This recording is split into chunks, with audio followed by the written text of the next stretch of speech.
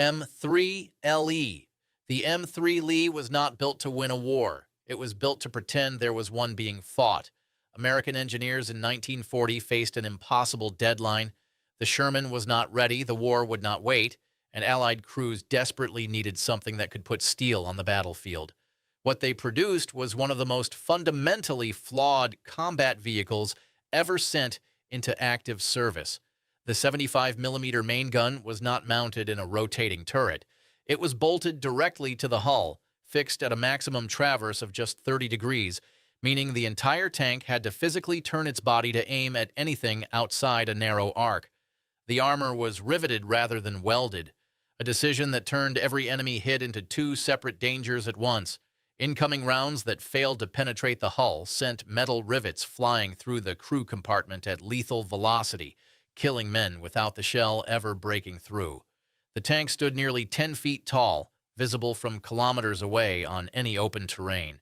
British crews who received it under Lend-Lease famously nicknamed it the Coffin for Seven Brothers, a grim tribute to its crew count and their statistical likelihood of surviving a direct hit. In North Africa, German anti-tank crews were trained to prioritize M3s specifically because its hull-mounted gun meant it could only effectively engage targets directly in front of it. Simply flanking the vehicle rendered its main armament completely useless. The M3 Lee was declared obsolete and withdrawn in 1943, but by then the damage was done. Thousands of men had gone into combat in a machine that American engineers had already admitted was a compromise from the very moment they began drawing it. M4 Sherman. The M4 Sherman is celebrated as the tank that won the war. The veterans who burned alive inside it remember it differently. The early Sherman carried its ammunition in dry stowage racks mounted in the sponsons, the protruding sides of the hull, meaning a penetrating hit to the most exposed section of the tank triggered an immediate and catastrophic ammunition fire. The Army eventually developed a wet stowage solution and fixed the problem, but not before American and British crews had been burning to death inside Shermans from 1942 through 1944. German tank crews nicknamed it the Ronson after the cigarette lighter brand, whose advertising slogan was "Lights first time, every time." British crews called it the Tommy Cooker. These were not dark humor. They were operational assessments from men watching their comrades die. At Kasserine Pass in February 1943, the first major American armored engagement of the war, Sherman after Sherman was destroyed because the German 88mm gun penetrated Sherman front armor at ranges exceeding 2,000 meters, while the American 75mm gun could not penetrate a Tiger tank from any practical combat distance. General Eisenhower was personally briefed on these statistics and chose to continue Sherman production regardless, deciding that manufacturing volume and logistical simplicity mattered more than the survival rate of individual crews. The M26 Pershing, which could fight the Tigers on even terms, was deliberately withheld from combat until February 1945, nearly 3 full years into the war. The Sherman was not a death trap because of engineering failure. It was a death trap because someone in command decided that winning on paper was worth more than surviving in reality. M3 Stuart. The M3 Stuart went into combat carrying a 37mm gun that the Army's own experts had already confirmed was obsolete before a single tank rolled off the production line. The tank destroyer branch abandoned 37mm weapons almost the moment American troops landed in North Africa in late 1942, officially concluding that the round could not reliably penetrate German medium tanks, let alone the heavier armor that was appearing on European battlefields. Yet Stuart crews continued loading that same irrelevant gun into combat for the remainder of the war, sent forward against German anti-tank screens with weapons the enemy had long since stopped treating as a serious threat. In North Africa, Stuart commanders filed reports describing rounds bouncing off the front glacis of Panzer IIIs at ranges where they should have been lethal, while German return fire passed through the Stuart's thin hull without resistance. The Army's solution was not to rearm the Stuart or withdraw it from combat.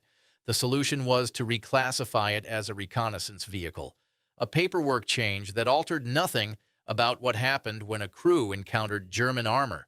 Stuart crews in the Pacific fared marginally better only because Japanese tank technology was even lighter and less protected. Not a victory, but a statistical accident. The Army maintained the Stuart in frontline service because it was mechanically reliable, cheap to produce, and easy to maintain. None of those advantages mattered to the men inside when a German Panzer IV appeared at close range. The M3 Stuart was not a failure of engineering. It was a failure of honesty. The Army knew exactly what it could not do and sent it forward anyway. M10 Wolverine. The M10 Wolverine was built on a doctrine that was already wrong before the first one entered combat. American planners in the early 1940s had developed a theory. Dedicated tank destroyers operating as a mobile reserve would rush to meet enemy armor breakthroughs and destroy German tanks through aggressive offensive action. This theory required tank destroyers to engage at close range in open terrain, so the designers gave the M10 a powerful 3-inch gun and left the top of the turret completely open to the sky. The official reasoning was that an open turret reduced weight and improved crew visibility. What it actually produced was a vehicle whose crew was fully exposed to artillery fragments, mortar rounds, sniper fire, and grenades thrown from buildings or elevated terrain. In the bocage hedgerow country of Normandy, in the rubble of Italian cities, in the stone-walled villages of France, where the imagined open battlefield never existed, M10 crews died consistently from threats that a single steel plate over their heads would have stopped entirely. The turret was also hand-traversed. The gunner physically rotated it by hand, requiring over a minute for a full rotation. In a combat environment where German Panther crews could acquire, aim, and fire in seconds, the mobile reserve doctrine the M10 was designed to execute was formally abandoned by mid-1944 after commanders accepted that German armor would never mass conveniently in open fields for a decisive engagement. The doctrine was retired quietly in headquarters paperwork. The open-topped vehicles remained in the field. The M10 Wolverine was not defeated by superior German engineering. It was defeated by a tactical theory that existed only in American planning rooms. M18 Hellcat. The M18 Hellcat was the fastest tracked armored vehicle of the entire Second World War, and in the actual combat environments it faced, that speed was nearly worthless. Capable of 55 miles per hour on a road, the Hellcat was designed around the same catastrophically flawed tank destroyer doctrine as the M10. The idea that speed would allow American crews to outmaneuver German tanks and destroy them through aggressive mobile action. This concept required the enemy to mass in open terrain and obligingly advance in formation, which German commanders refused to do after 1942, when the Hellcat instead operated in the Hürtgen forest along the Siegfried Line and through the frozen Ardennes roads during the Battle of the Bulge. Its actual weaknesses became undeniable. The armor was so thin, barely half an inch in places, that heavy machine gun fire could penetrate the hull at close range. The open turret roof left the crew exposed to the artillery bombardments that defined European combat. When a Hellcat absorbed any hit beyond small arms caliber, it rarely survived long enough to back away.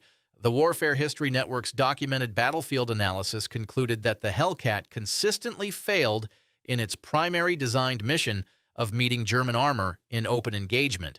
It was outranged, outgunned, and out-armored in every serious confrontation it faced. The M18 Hellcat holds a distinction no army would be proud to acknowledge. It was simultaneously the fastest armored vehicle in the theater and among the most lethal to its own crew. Speed turned out to be no substitute for the armor that kept men alive. M24 Chaffee. The M24 Chaffee arrived in Europe in December 1944 as the Army's long-awaited replacement for the thoroughly discredited M3 Stuart, and then promptly demonstrated that replacing one dangerously inadequate light tank with a marginally better one was not a solution to anything. The Chaffee was a genuine improvement in almost every measurable category, mounting a 75mm gun, featuring a lower profile, and offering better mechanical reliability. The problem was that it entered a war where the questions light tanks were designed to answer had already become irrelevant. By late 1944, the Western Front was defined by German heavy armor, fortified concrete defensive lines, and dense urban combat where a lightly armored reconnaissance vehicle had no survivable role in a direct engagement. The Chaffee's hull armor maxed out at 38 millimeters, a figure that German anti-tank rifles had been penetrating since 1941. Its 75 millimeter gun was largely ineffective against Panthers and Tigers at any realistic engagement range.